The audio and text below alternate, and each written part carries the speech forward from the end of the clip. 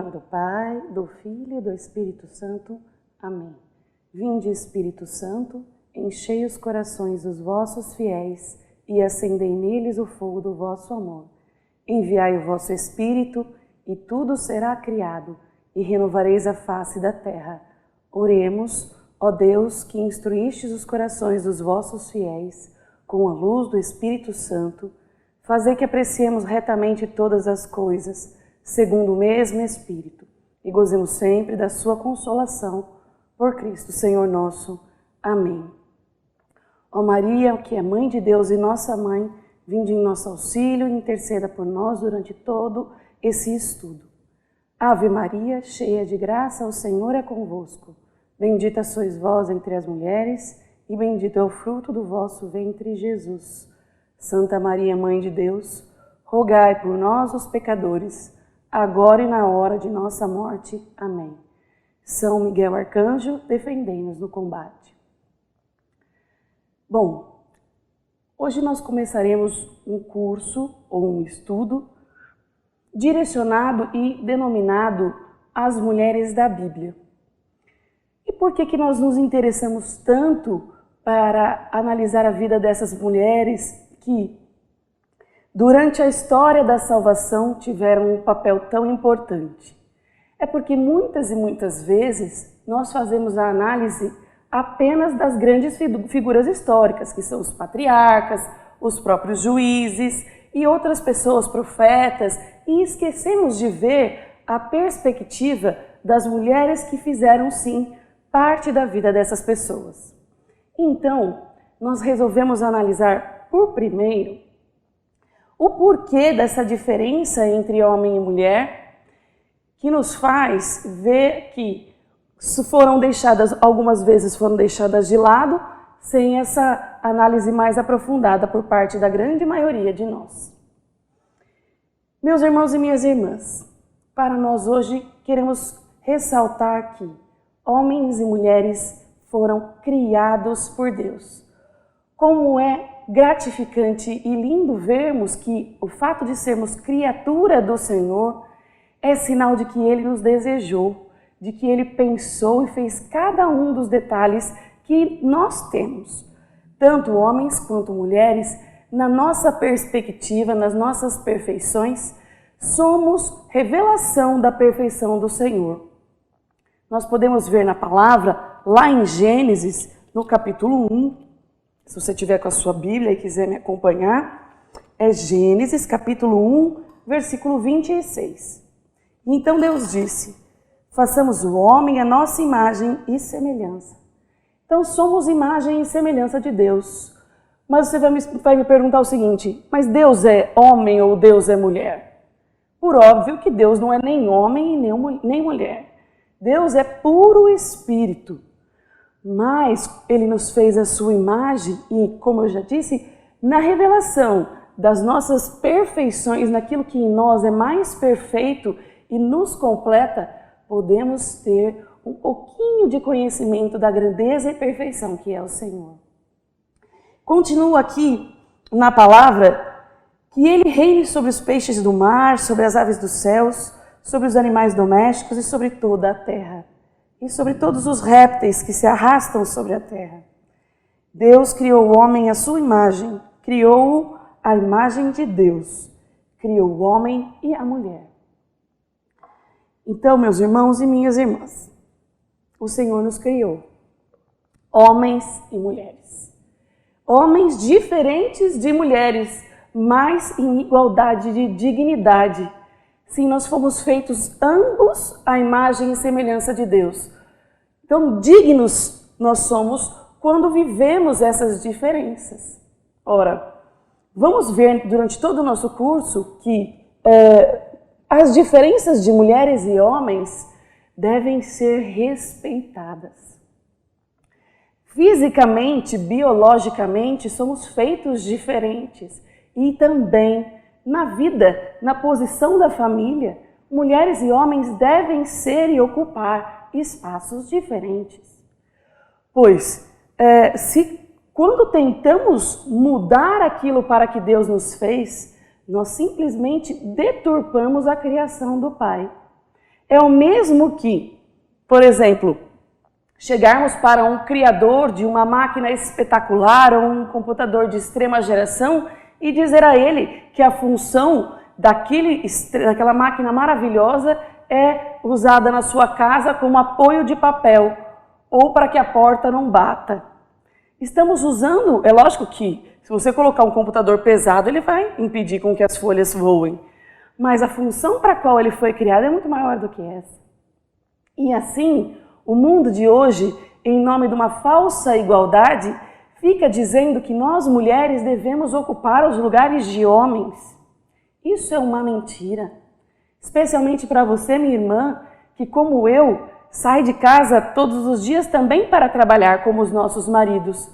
Mas não significa que ocupamos ou devemos ocupar os lugares deles na nossa família como chefes das nossas famílias. Ao homem foi dada essa função de ser a cabeça da família. E não podemos tentar mudar essa perspectiva, porque para nós foi entregue o coração da família.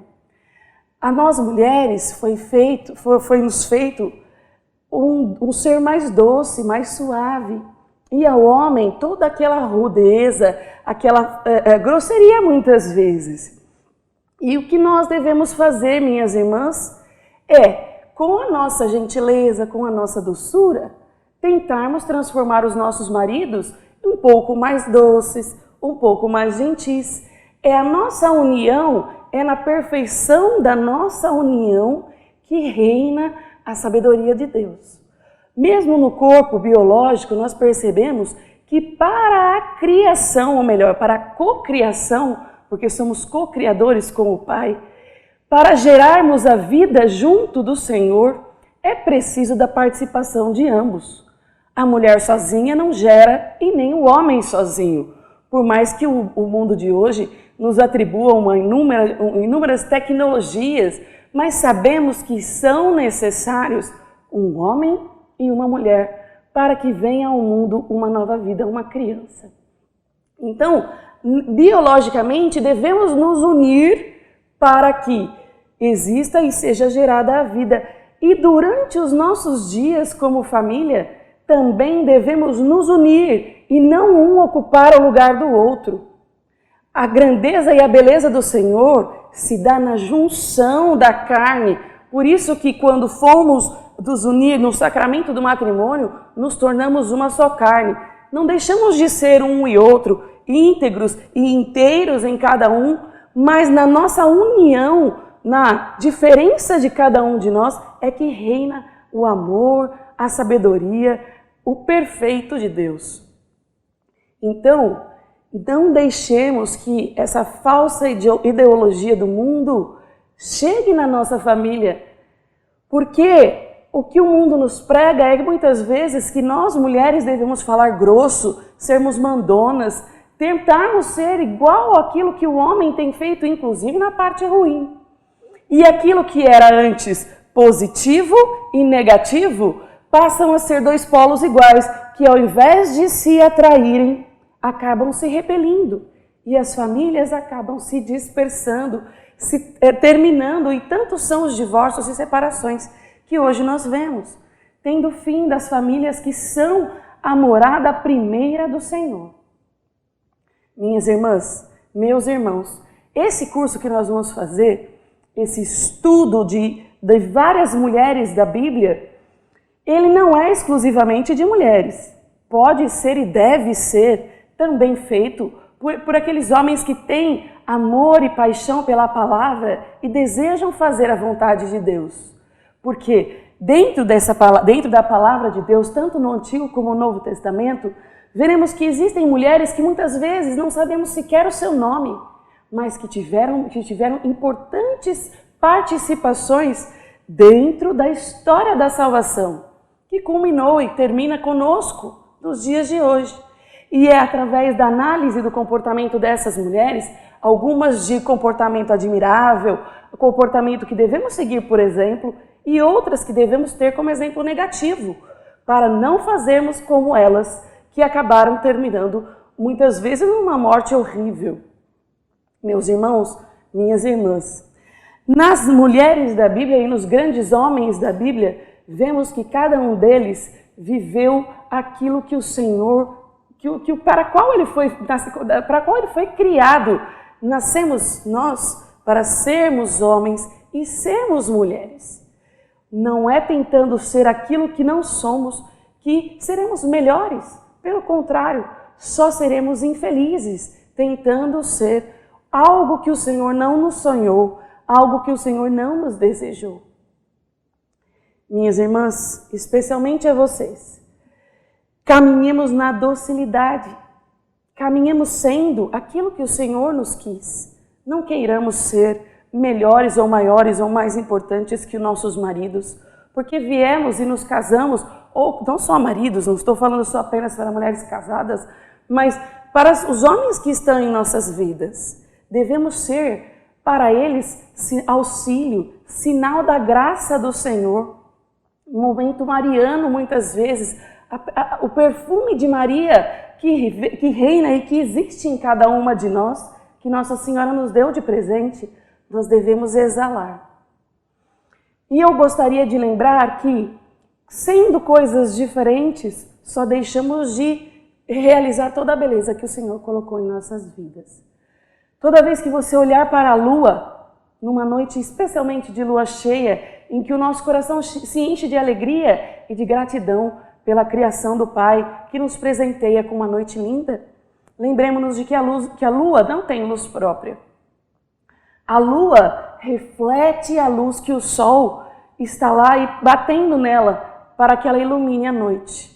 Se a lua desejasse ser o sol, mudasse de posição, nós não teríamos uma noite tão bela. Então sejamos, meus irmãos e minhas irmãs, a lua que o Senhor deseja. Reflitamos o Cristo que existe em nossas vidas, que nos foi dado no batismo e todos os domingos ou nos dias em que vamos à celebração eucarística, comungamos e vive dentro de nós. Que sejamos o reflexo dele, mas sejamos o seu reflexo vivendo da maneira com que ele sonhou para nós. Homens e mulheres de fé e fiéis àquilo que ele desejou. Por hoje terminamos essa nossa introdução e eu espero cada um de vocês no nosso próximo estudo. Muito obrigada e até mais.